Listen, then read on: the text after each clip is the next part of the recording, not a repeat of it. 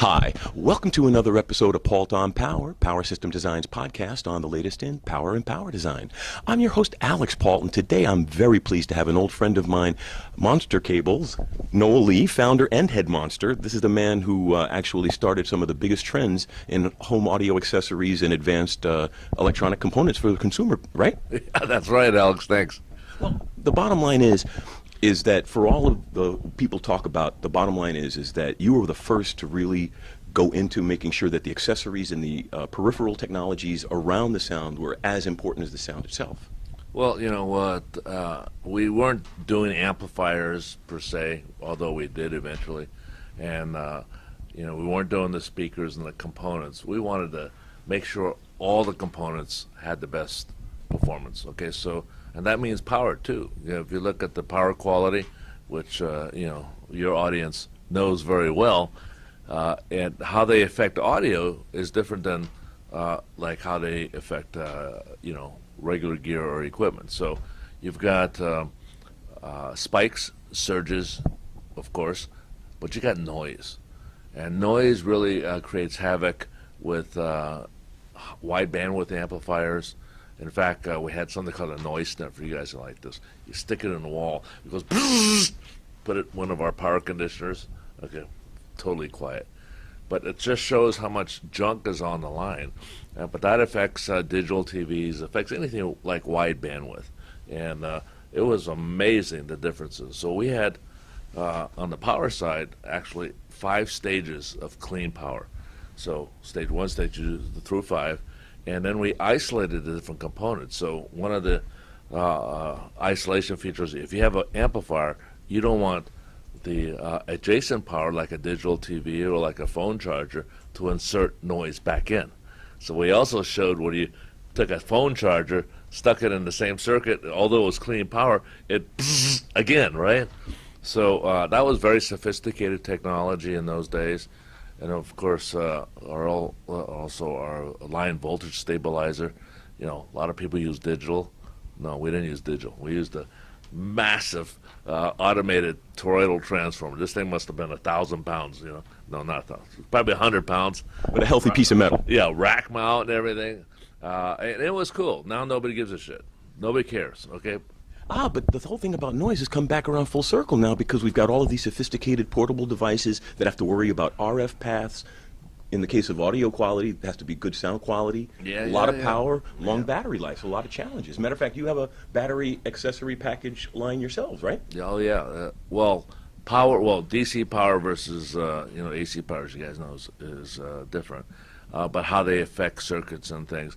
So today, we don't do that. I mean, we still do that. We don't focus on that. We focus on making things safer. Okay. Yeah. Well, the issue of power, as you said, AC power is different from DC power, but the issues of noise, signal management, energy density, the designers are being forced to come up with smaller and lighter and more powerful devices every day that also have to be wireless and run all day on almost no power. There's a lot of challenges for the designer, aren't there?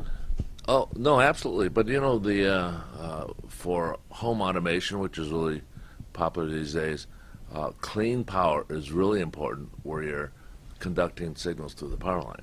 So if you're doing a Lutron or a Crestron control through a power line, and you're going to get drops, you're going to get interference. The switch doesn't go on; it'll be intermittent. You got Z-Wave, Zigbee, all these things. So a lot of it's conducted through the power line.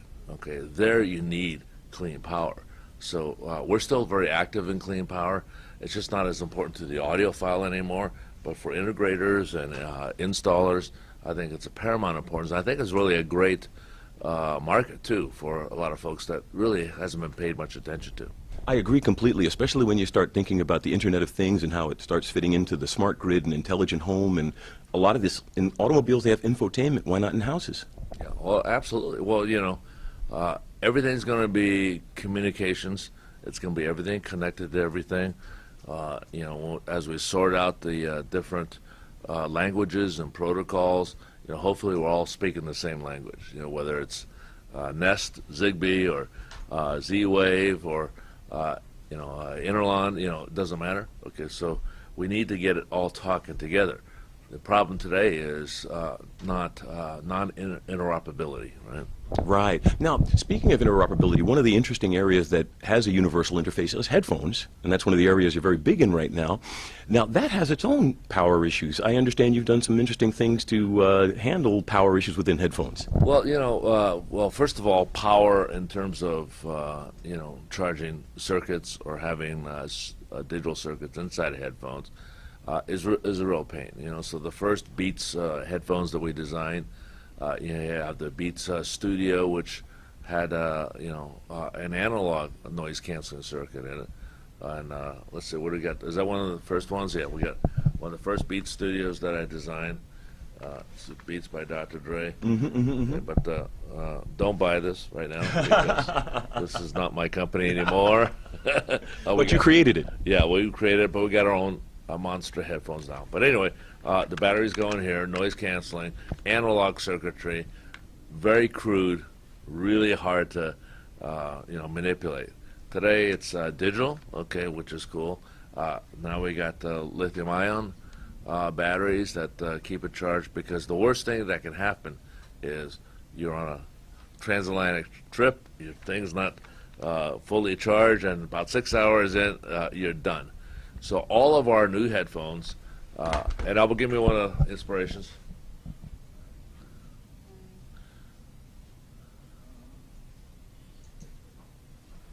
Just give me this. Sorry. So this is our latest, one of our latest designs called Inspiration. See how clean and cool it is for, just like you, man. It matches your hair. There you go. But anyway, the power on this is still double A's, but if you ever ran out of power, it'll still do a pass-through. And almost all the other noise canceling headphones don't have a pass-through, because the pass-through, you hear the real speaker by itself, and they usually sound terrible. So this one is completely tuned. It sounds phenomenal, whether you're bypassing or you're going through the electronic circuitry. Excellent. Now, is there something you could tell us a little bit of maybe what's on the horizon? Where are you headed? As we were talking about, there are a lot of opportunities in home automation, auto infotainment, smart home. Are there any areas that you're looking at and directions you're thinking of traveling in? Well, we got two things that are really valuable. One is called PowerNet.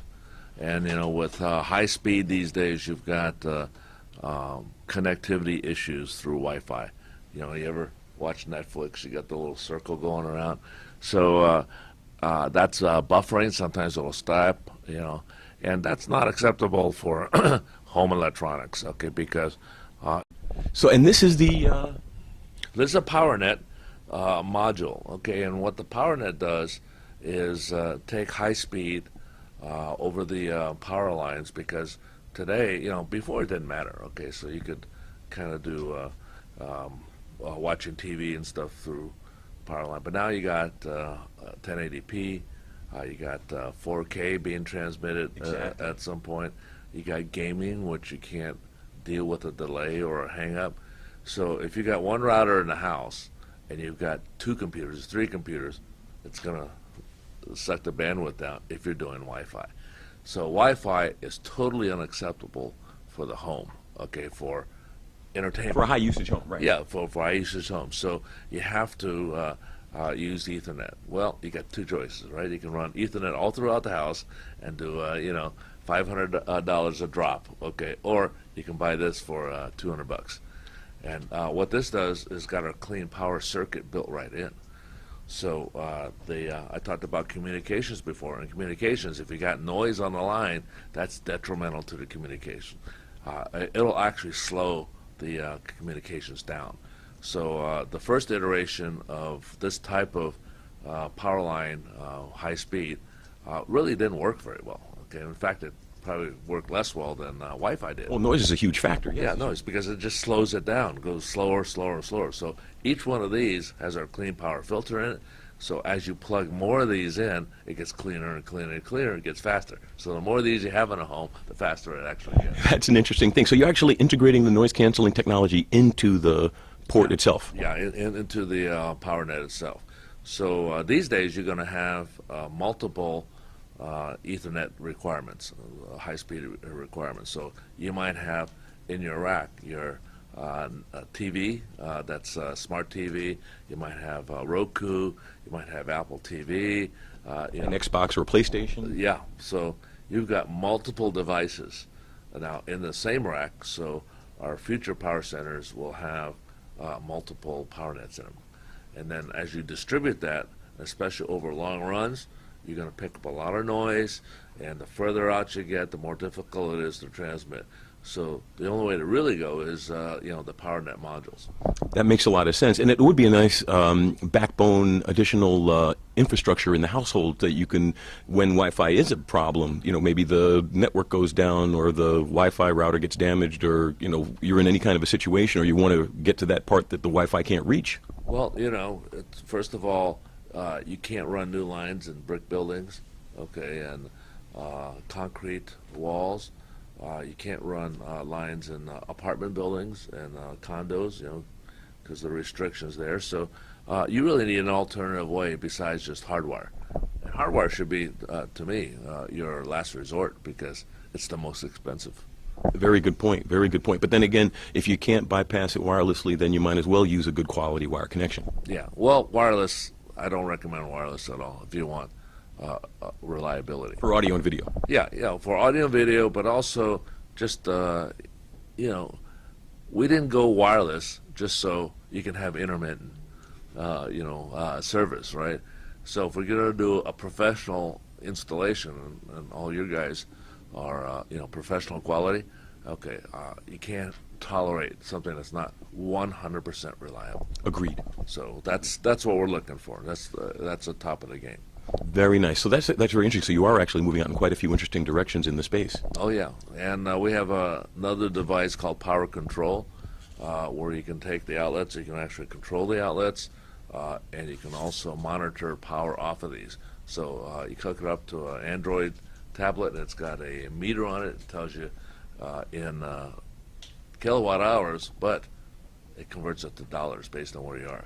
And communications. Yeah, and communications. So it's a complete. So actually, it's a very strong smart home enabler. Oh yeah, it's phenomenal, and it's consumer, okay, or will be consumer. We're about to put that out. We haven't done it yet.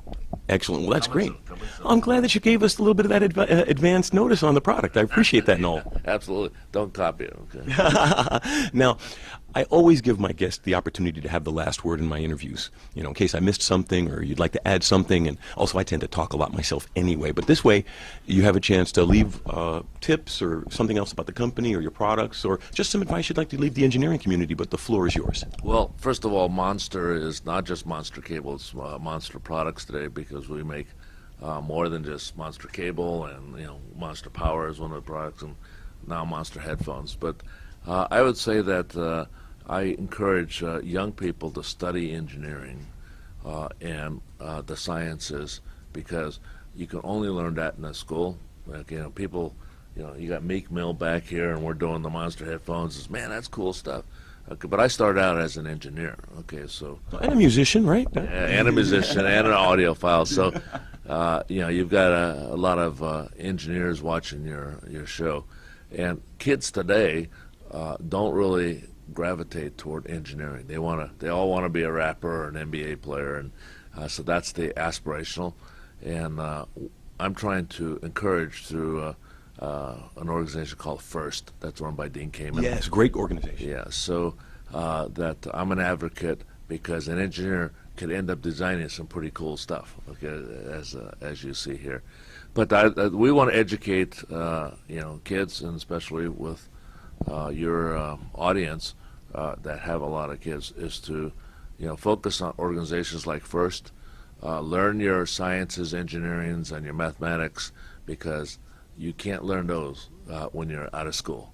This is also true. Yeah, you have to learn it when you're in school, and no matter what your occupation will be, you can always use engineering. So, but if you're dribbling the basketball well, what are you going to do if you don't make the NBA, right? There you go, right? So do both. Just do some sports and study engineering, and then you cover it. Absolutely, got to do both, because for every rap star, for every DJ, there's 100,000 that don't make it. So your chances of really making a good living aren't that good.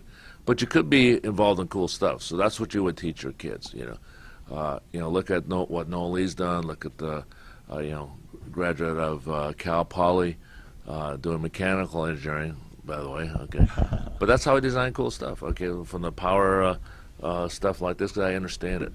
Okay, and there's very few business people who understand consumer electronics the way I do, because I'm both an engineer and I'm a consumer electronics manufacturer and a user, right? So I can tie it all together. But anyway, long story short, I think Monster Products could be a beacon for other folks to be engineers, and also for the engineering community to aspire to do things that are in the consumer electronics, so your neighbor has it, your family has it, so you're not just working on something that nobody even knows what you're doing. Well, that's an excellent point, Noel. And with your headphone line, you really are reaching out to the youth. And if you can inspire them to maybe design some of that stuff themselves, it's a win-win, isn't it? Oh, it's, and it's not just normal acoustics and things. We do things that are just like outrageous. Give me a 24K. Okay, so like this baby is. Hey, that's definitely that looks good on you too, man. That's some bling. Yeah. Here, there you go.